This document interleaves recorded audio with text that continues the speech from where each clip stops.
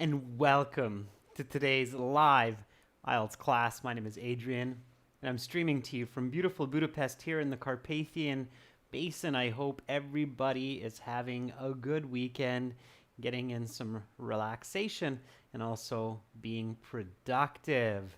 This is a members chat class. Of course, everybody is welcome to watch, and this is a special kind of class that we have for our channel members every couple of weeks. It is questions and answers. What is it? So, questions and answers about the IELTS exam or about the English language. Hi, Hassan. So, to become a member of our channel, just click the join button beside the subscribe button on the channel. If you don't see that, you can always send me an email and I can give you some more instructions. Send the email to adrian@aehelp.com. Hi, Hassan. Welcome, one of our members. I'm sure more will be joining in soon. There's PT. Hi, PT.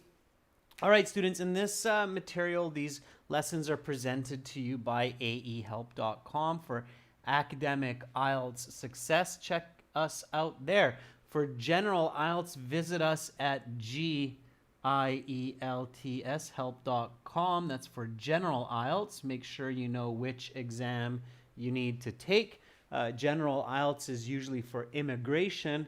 Academic IELTS is usually for school, for university applications. Just really quickly, this is our academic website here. You can click that big red button or this one to join the premium package. And same idea for the general. It's the green background. You can click those big red buttons to join us there. Hi, Moni. Hi, Andy. Nice to have you aboard in the class. Welcome. So, members, start thinking about your questions about the IELTS exam, and we'll get to that in just a minute. Today we have this Q&A class, and then we will have a speaking part 3 class for everyone coming up after. That's in about 90 minutes, okay? So everybody will be able to join the chat there. As usual, Sunday, Monday, Tuesday, no classes. So that's the 23rd to the 25th. There's no class. And then I will be back on the 26th at 3 o'clock Central European Time. So from 3 to 4 or 15 to 16 o'clock, I will host a speaking part 1 class for everyone.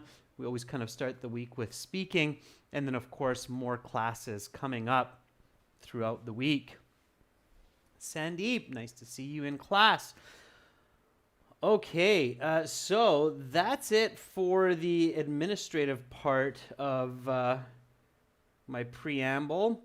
Now, before we get to your questions, I want to talk about a question that one of our members asked a few weeks back in one of these question and answer sessions, and I didn't give a very clear answer for it, and that kind of made me uncomfortable as well. So I definitely like to give clear answers to all students watching these. And I said to Rajveer that I would look into it, so I had a little bit of time to look into it.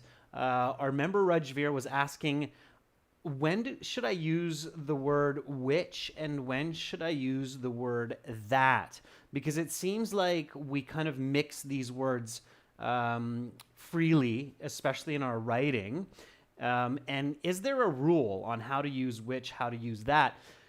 And there is, of course, there's a rule for all parts of language use in English as with other languages. Now, of course, with native speakers and people in general, we tend to ignore these rules sometimes and just use them in many kinds of ways. But when you're doing the IELTS exam, it is a good idea to know the technical part of English grammar. One of the kind of funny situations is many international students who have high-level English and get band 8 or band 9 in the IELTS actually know more about English grammar rules than many English speakers. So that's kind of funny. But we'll learn more about that using which and that. Okay? So when do I use them? Are they the same? Are they different? All right, so what's going on here? So they are different. Okay, using which and using that, they are different. You use them in different situations if you want to use them technically correctly, in a correct way. Okay. The basic rule is that you use which when you have a non-restrictive clause in the sentence, okay? So the way you hear this in grammar is it's used for a non-restrictive clause. Okay, now this might sound fancy, but I'll make sure you understand here clearly in a second. Is everybody with me so far? So I kind of see our members have really stopped the chat. Perhaps you're really paying attention. I just want to make sure I haven't lost anybody yet. So Hassan, Preeti, Andy, Moni, Sandeep, are you following along with me so far about the which and that, answering this question from the past for what Rajveer put up here? How are we doing on this? Everybody so far so good?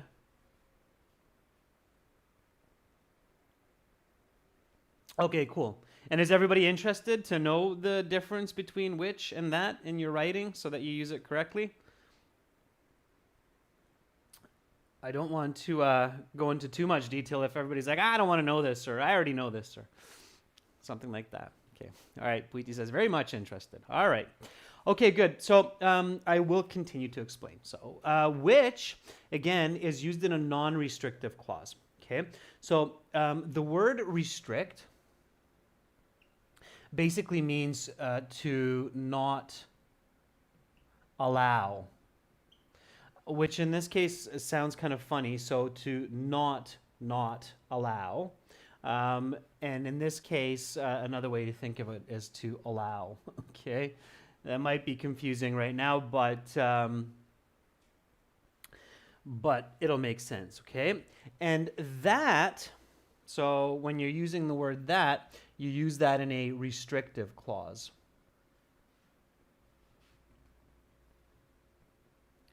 Okay, so that's the basic rule. That's the basic rule. The easiest way to learn this is with examples in your writing. So here, let's take a look at some of these examples, okay? So here you have an example of using which in the restrictive, or sorry, in the non-restrictive sense. So the old schoolhouse, which is one of my favorite historical sites to visit, is in dire need of renovation.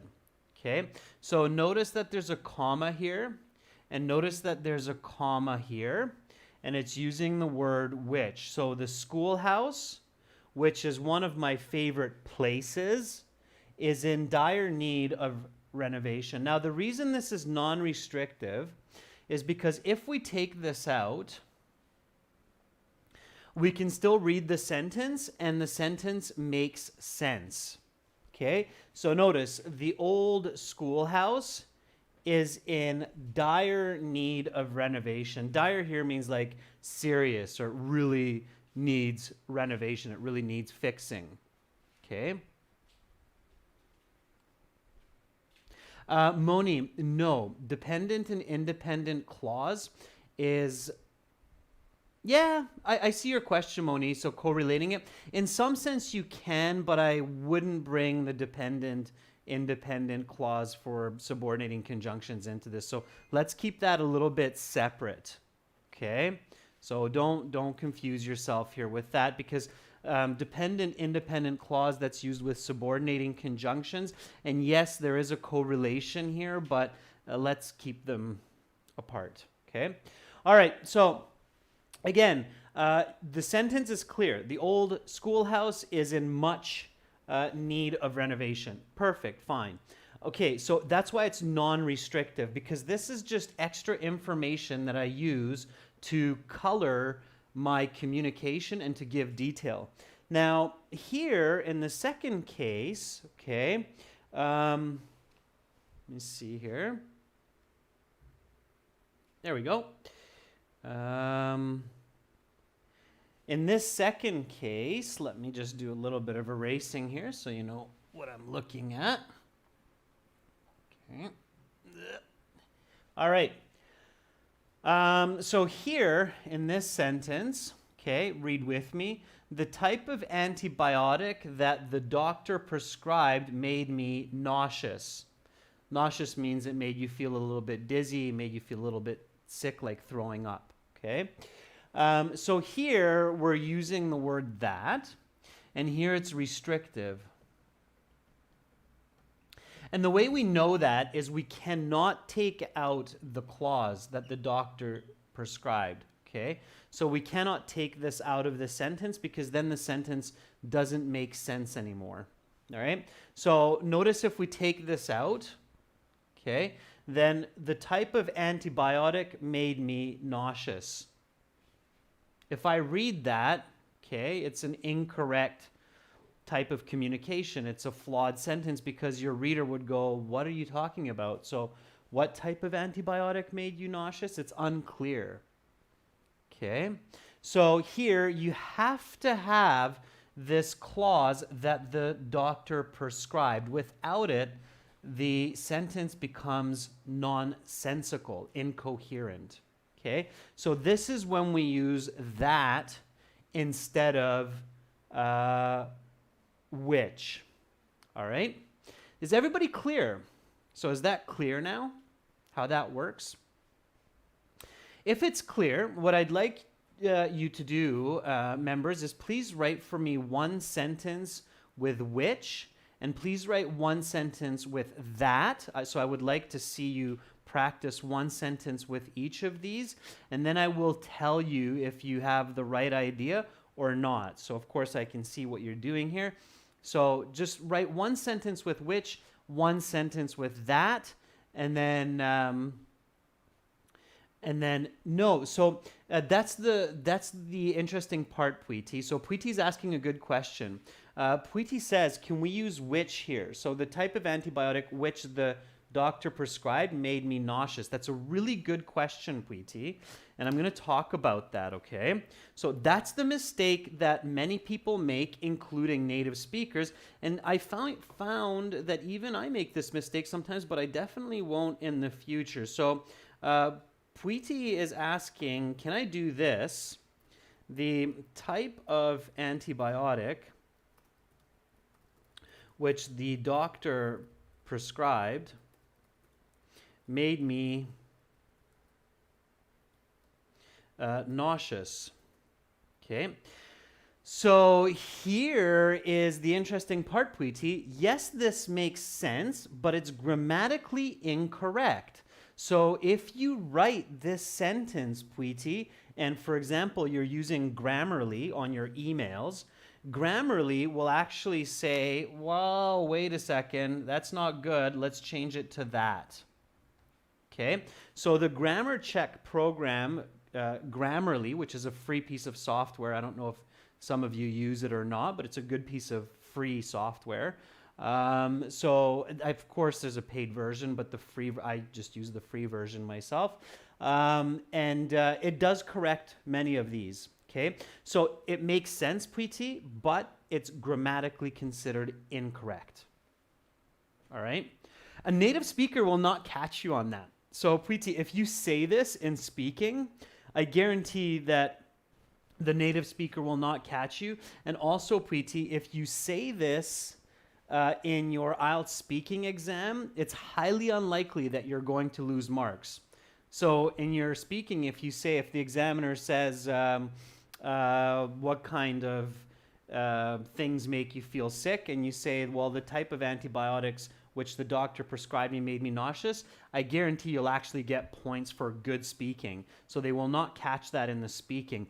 But if you do this in your writing, there is a chance that they will catch you. So it's especially important in your writing. Okay? All right. Hassan says, I think in restrictive clause, if that represents the subject, it cannot be deleted, while when it represents the object, it can be deleted in the clause. Yeah, that's right, Hassan. So that's going further down this rabbit hole, okay? Yeah, Sandeep, both are used to add detail to the sentence, but in the case of that, Sandeep, it has to be there. Okay? In the case of which, it's optional. All right? Now, in your speaking and in your writing, students, you should use both. All right? You should use both. So again, just to make sure that you have a clear idea, I would like to ask you to write one sentence, original sentence. It can be any kind of idea with which and with that. Okay? So, and there's some more examples. I'll post these notes later, okay, for you. But for now, just give me one example with each of these and try to be quick. Definitely, students, viewers, you want to use these kinds of adjective clauses in your writing and in your speaking to increase your band scores. Okay? All right. So, Preeti says, the red dress that my mom got me the other day is so pretty.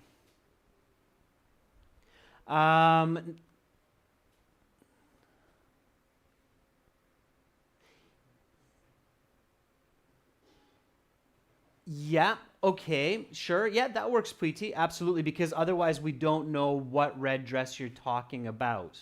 Okay? Especially if there are several different red dresses in your closet, then you need to say the red dress that my mom got me the other day is so pretty. Absolutely. Okay? Sometimes it's a little bit tricky because if we take it out, Preeti, the red dress is so pretty, it almost makes sense, but not quite. So you need to use that.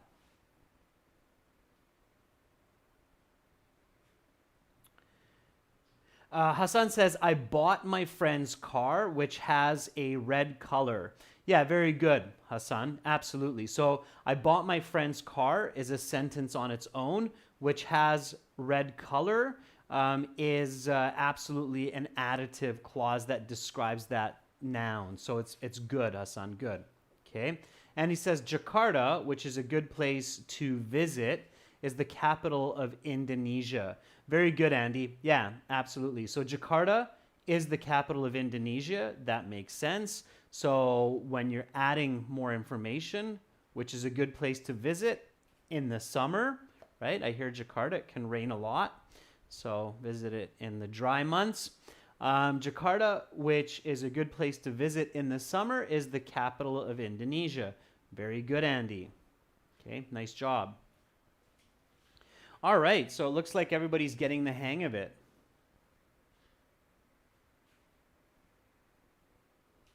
Now, Hassan, for your sentence, so in your writing, what you can do to increase your score even more, just taking this as an example, is you can say, I bought my friend's car, which has a red color, for around $500 US. Okay, so you can put another comma after color and then give some more information and make your sentence even more complex. So rather than just finishing with the adjective clause, okay, for the object, car. All right.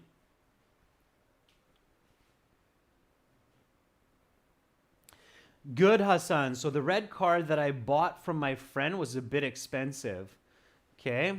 All right. Yeah, so the red car was expensive. What red car, right? That you bought from your friend. Very good.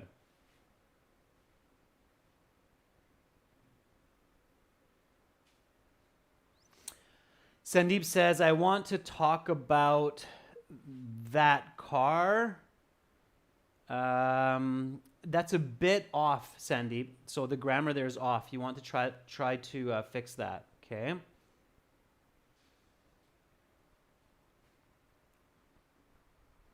That this car, no, that's an incorrect sentence, Sandeep. So in that case, about that this, you would never have that word combination. It's grammatically flawed, about that this. Okay, so you want to work on that. All right. Okay, so practice this, students. Definitely practice this. Here's a quick kind of dirty trick, as they say. Of course, there's a trick for many kinds of grammar. There's a trick in the English language. If your sentence has a clause but does not need it, use which. If the sentence does need the clause, then use that. So that's kind of the simplest way to remember this difference between which and that. Okay, students, we've definitely spent a bit of time on this. I will add this example in these notes to the blog on our website. So if you go to, let me just show you this real quick. So if you go to either of our websites and you're in your My Student account, let me darken this up a bit here. You can find a lot of information in the blogs that can help on these kinds of topics. So just here at the top beside the Contact Us button, you see this blog button and the forum button. So if you click on the blog, then you're going to find all kinds of topics in here like IELTS Task 2 Writing Band 9, Simple but Challenging, sample speaking scripts, and then you'll find, for example, here like Task 1 and 2 using commas, 12 rules to follow for commas. We just actually looked at one with using which. So I'm going to add this which versus that, these notes to the blog on the website so you can check it out there. Okay. All right, everybody clear? Yeah? On the blog and that resource that you can use. It's absolutely free, by the way, to use the blogs, to see the vlogs, so use them. Okay. All right. Okay, so you'll find it there with some other goodies in the next couple days. Okay. Those blogs usually focus on topics that are useful for students who are already like a band 5, 6, 6.5, and they just need to figure out a couple of these rules so that they can push their band score up to 7, 7.5 or higher. Okay. All right. So that's looking good. Let's go on to some other questions. I'm sure some of you have some questions for today. So let's take a look at some other questions, okay? So Sandeep, I see you made a correction. I want to talk about the car. Okay, Sandeep, just keep trying, okay? Send me an email with a couple of examples and I'll let you know, all right? Okay, so let's go on to some other questions about IELTS or maybe the English language. Of course, this is IELTS, so let's focus on IELTS as much as possible. Hassan says, can you create a mini class or a class by taking one paragraph or an essay from your correction service, which has a live correction service class, and elaborate on the pattern of mistakes? That's an interesting question, Hassan. I will consider that. It has to be voluntary. So, Hassan, I can't just take a student's essay without them obviously agreeing to that. So what I can do, Hassan, is, nope, just give me a second. My camera there decided to take a snooze. I'm not sure why. Hassan, if you send me an essay, a task 2 essay, what I can do is I can take a paragraph from it, and in the next Q&A class coming up in 2 weeks, just like what I did with the which and that, with Rajveer's question in this class, I will start the class with that paragraph and then correct it in real time and explain the corrections. How does that sound, Hassan? Does that sound like it'll work? Okay, so send me task 2. Hassan, this is for you. And I will spend the first 10 to 15 minutes of the next Q&A class to do a live correction with explanation. Okay, and I think that will be helpful for everyone. I agree, Hassan, so let's do it that way. Okay?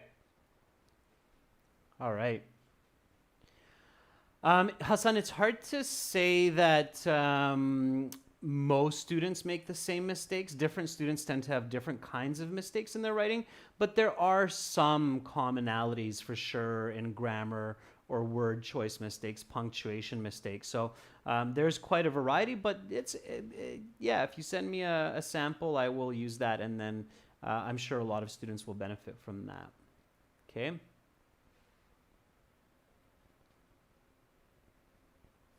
Ashraf is asking which and that both can be used as a transit to the previous sentence. I'm not sure, Ashraf, which sentence you're talking about, but this is what I was explaining, is that technically, no. Technically, they're not interchangeable. So technically speaking, you should use that, Ashraf, with a restrictive clause, and you should use which with a non-restrictive clause. The mistake, Ashraf, that many people make is they use which with a restrictive clause because it makes sense and it seems okay, but technically it's not. Okay? All right. So, Bekjan, nice to have you on board. I saw a couple more members have jumped in on the class. So Bekjan's asking, is it essential to give 2 points for both advantage and disadvantage questions? Sometimes it's hard to come up with 4 distinct points. Bekjan, no, absolutely not. Okay, so Bekjan's question is, do I need to include at least 2 points for advantage and disadvantage essays?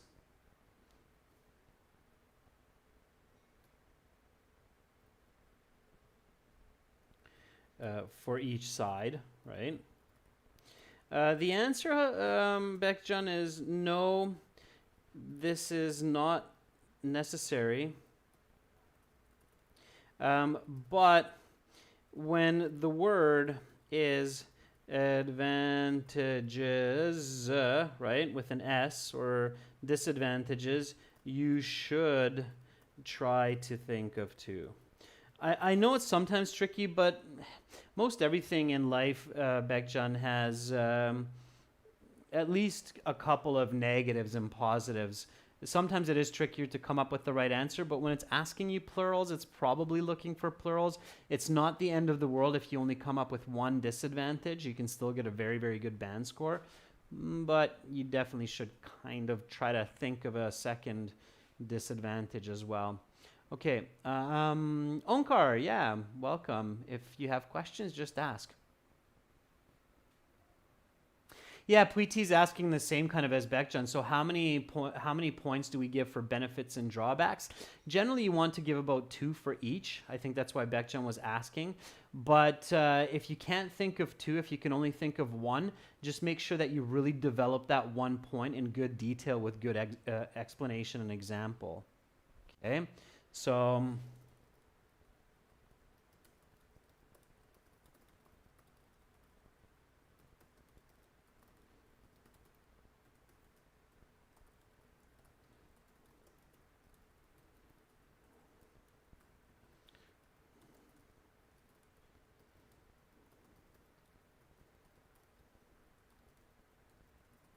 Okay, so pay careful attention to that.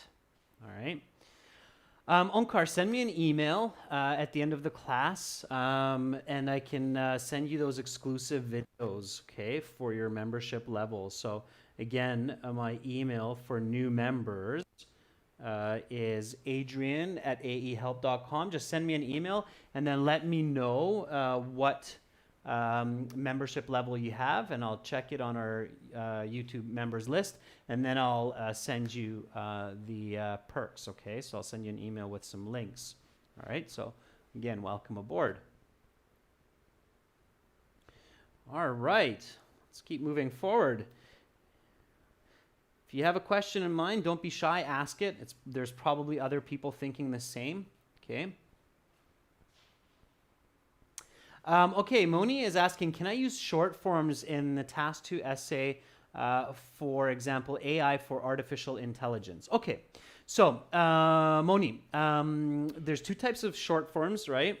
One is called acronyms, Okay, acronyms are the first letter of each word in a common phrase, such as AI, meaning artificial intelligence. Okay, the other is abbreviations.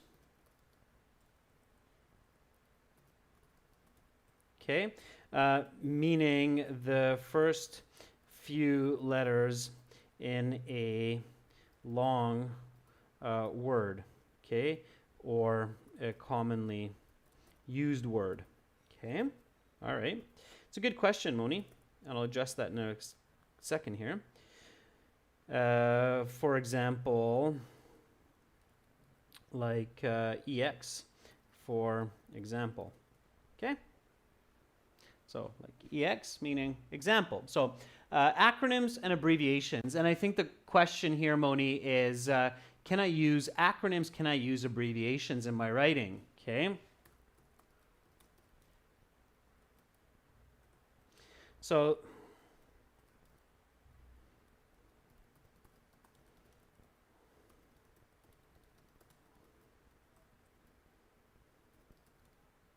okay. It's a tricky answer, right?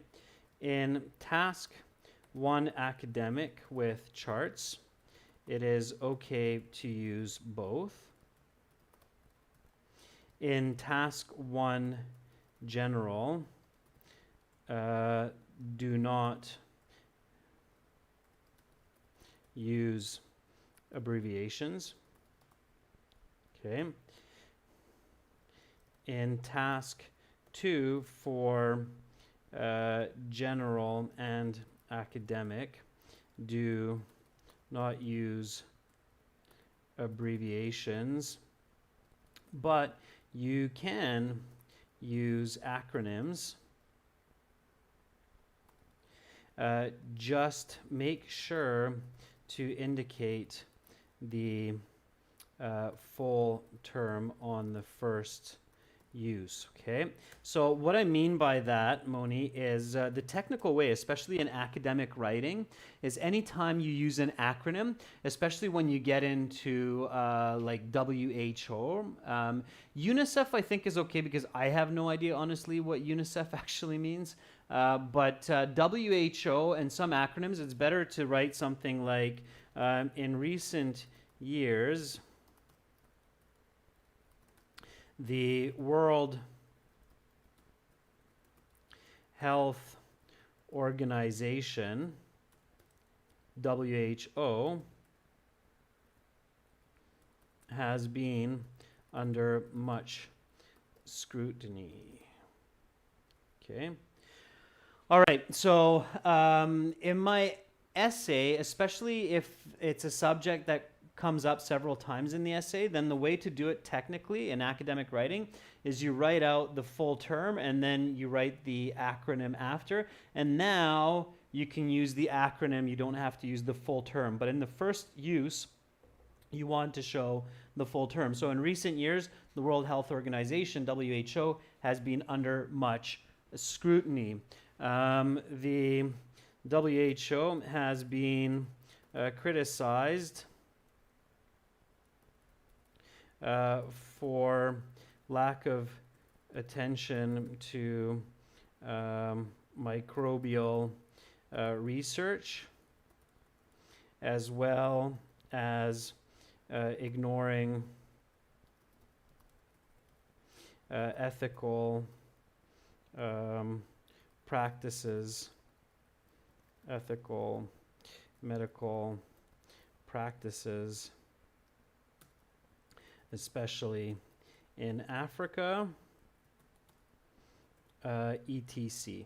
Okay, so here the WHO, so now I can use the acronym, has been criticized for lack of attention to microbial research, as well as ignoring ethical medical practices, especially in Africa, etc. This you cannot do, and this you should not do. Okay, just put a period. Okay, so do not use etc. in academic and professional writing. There are some rare cases, but 99% of the time they're used incorrectly. All right. So Moni, does that answer your question clearly? That's a very good question because I definitely do see a lot of students incorrectly using acronyms in their essays. All right. Moni, thank you. United National International Children's Emergency Fund. Thank you for sharing that. I always wondered what UNICEF actually meant.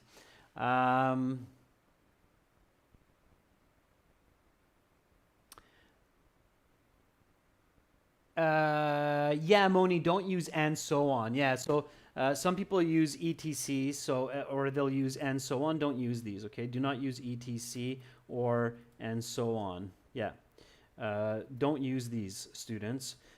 Does anybody know why?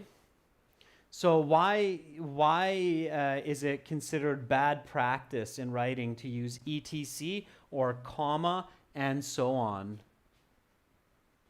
Okay. Does anybody know why it's bad practice to do that in writing? University and your professor will underline it and they'll say, what is this? Or don't do that. Okay. Anybody know why? Yeah, Moni, it is considered informal writing usually when people use etc or and so on. But even in informal writing, like letter writing in general IELTS Task 1, I don't recommend doing that. Okay. Yeah, Hassan, exactly. It's completely ambiguous for the reader. It doesn't make any sense. It's like, okay, you guess what the rest of the sentence is, or you guess what the missing information is. I don't want to guess. It's your job as the writer to tell me. It's not my job as the reader to try to guess what's in your mind or what the missing information is. So let's just leave it with a period. Okay? It's enough. Okay? Yeah, exactly. And it's just in the reader's mind. And it's, you're basically, when you write etc, it's like you're ignoring the concept that you're writing for an audience and not for yourself. Exactly. Okay, Preeti has a good question here. So Preeti is asking, is it okay to use personal examples in task 2 writing, right? Okay, the answer to this, Preeti, is it depends on the question. If the question asks you for your personal opinion and to include examples from your own experiences, then yes, it is okay. Or not it is okay, but then yes, you should use first person voice and include personal examples. If it doesn't, then you have to write third person. And I think, Preeti, the bigger confusion here, so the bigger problem when people ask about the first or second or third person, like should I include my own voice? Should I say I or me or my experience, or I believe, or this is what happened to me that supports this idea? The bigger problem when many students are studying writing and they're taking some IELTS courses, for some reason, some of these courses and these teachers, not all, but some, forget to explain this from the more technical, clear, important way, which is remember that there are 3 voices of writing.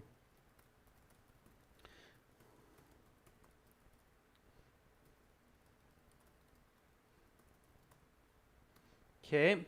So it's very important for all academic students, especially at the college and university level, to know this, okay? And there are actually more subdomains in each of these, but the 3 top domains or top level that you have to know is first person voice, they're very simple to remember, second person voice, and third person voice, also called the third person omnipotent voice. Third person voice. Okay, so first person voice uses I, me, my. myself. And it is the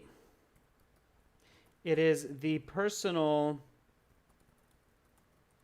and subjective voice of the author. Okay. Second person voice. Now, if any of you go into studying literature, then you can go really far down these different technical parts of writing and communication. But second person voice is you, yourself. And this is directly speaking to your reader. This is the author directly speaking to the audience. Okay. And the third person voice uses general objective terms. No I or you. Okay. So this uses terms like people, doctors, individuals, employees. Okay. So it uses these kinds. And this is the objective voice of truth, okay, or the author. All right. Now, a golden rule usually in academic writing, okay,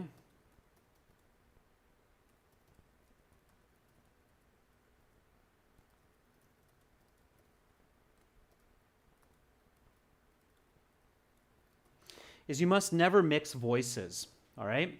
If you mix voices in an academic paper, your scores will plummet. The little go, okay? So keep this in mind, okay? IELTS Task 2 is either first-person voice or it's either third-person voice. It's never a second-person voice. You should never have you or your in your Task 2 writing, okay? Which writing in the IELTS can you see the second person voice? Can anybody tell me that? And you should never skip to second person voice from first person voice. Okay, can anybody tell me which IELTS writing uses the second person voice? Certainly uses, or many cases will use the second person voice.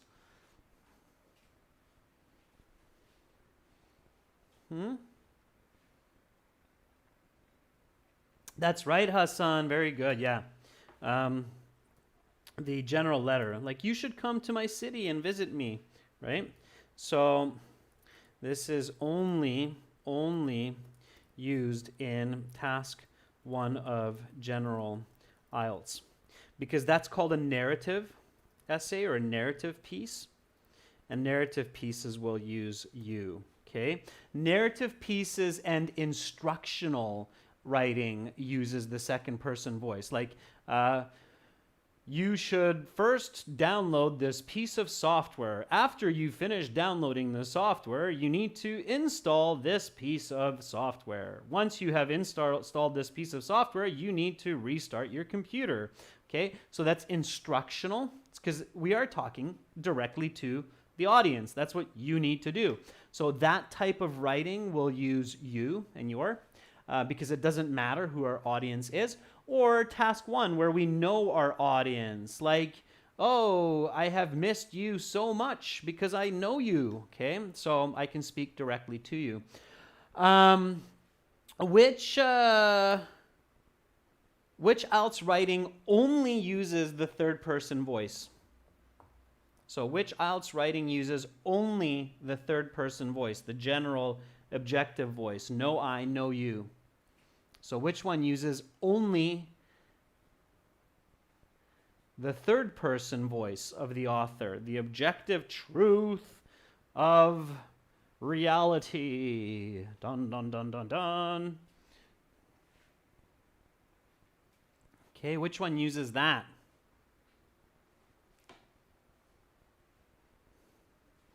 That's right, Hassan. You've been paying a lot of attention in classes, right? Task 1, academic. So the task 1 academic only uses this voice. Okay, never uses I or me or my, because it is an objective expository essay of a given graph. Okay, that makes sense, right? It's a graph. It's not your opinion. It's not my opinion. It's not talking to the people. It's the general truth about the graph. So task 1 academic is the only is the essay that uses just the third person voice. Okay, and then task 2 that can use the third person or the first person voice. In university persuasive essays, which are task 2 essays of the general and academic, in university they usually only use the third person voice. But in the Ielts, task 2 can use the first person voice. Here's my last question of the day, and it's a tricky one. Why do you think in university persuasive essays use only the third person voice, and in Ielts, task 2 persuasive essays might use the first person voice? Why is that? So this is my question to you. So why do university essays usually only use third person voice for persuasive essays, but the Ielts task 2 persuasive essay may use the first person voice? Why is that? What's the big difference? There is a logical answer to that question. And the reason I'm hung up on this is because it's very important. So it's an easy way to save band scores in your writing, to understand these concepts.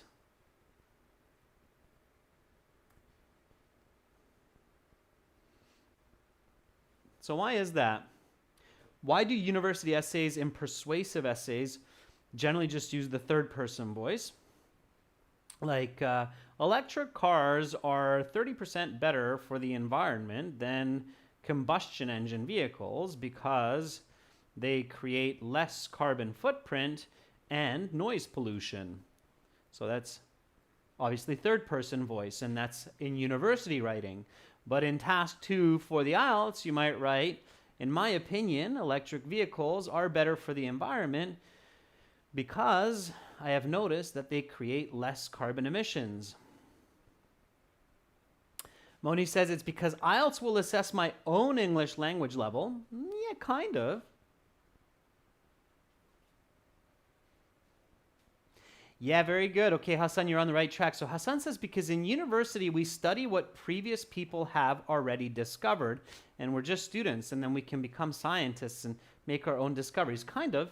Okay, so in university, you can do research for your essays to find out empirical truths to back up your arguments. But in the Ielts, you cannot use your phone to quickly Google some objective facts. Okay, that's the big difference. So, and that's why Ielts asks for your opinion, right? Because in the Ielts, you really are only speaking from your opinion, because obviously they don't want you to cheat on your exam, so you can't use your mobile phone. You don't have a computer to research your arguments, and therefore you can only truly argue from your own opinion. So I believe that bikes are better than cars because, okay? But in university, it's quite the opposite. Your professors expect that you go to the library or you go on the computer, you do some research, and you back up your arguments with objective facts from other scientists, from previous research. Does that make sense? Okay. So universities, you have a chance to look up the facts. IELTS, the only facts that are going on that paper are ones that are coming out of your mind. Okay? All right? That's the big difference. All right. Okay, I'm going to stop there. So hopefully everybody found this class useful. I know we went off on a few tangents, but there were some really important points that were discussed, and it's very wise to have a clear understanding of these top-level concepts and logic to these points that we talked about today. So thank you again for your contributions. I love how we had a lot of new members coming into the class today and contributing. That's fantastic. Okay, thank you so much. Coming up in about 35 minutes, I will host another class, speaking part 3, that will be practice and some strategy for speaking. So hopefully you will join me for that. For everybody who's watching, definitely check us out on our websites. It's worth spending a couple of dollars to really maximize your money, your time, and get the best band scores possible. aehelp.com for academic IELTS, gltshelp.com for general IELTS. We help thousands of students every month to improve on their band scores, so check us out there. I'm Adrian, and I'm signing out from Budapest for 30 minutes. Hopefully, see you soon. Bye.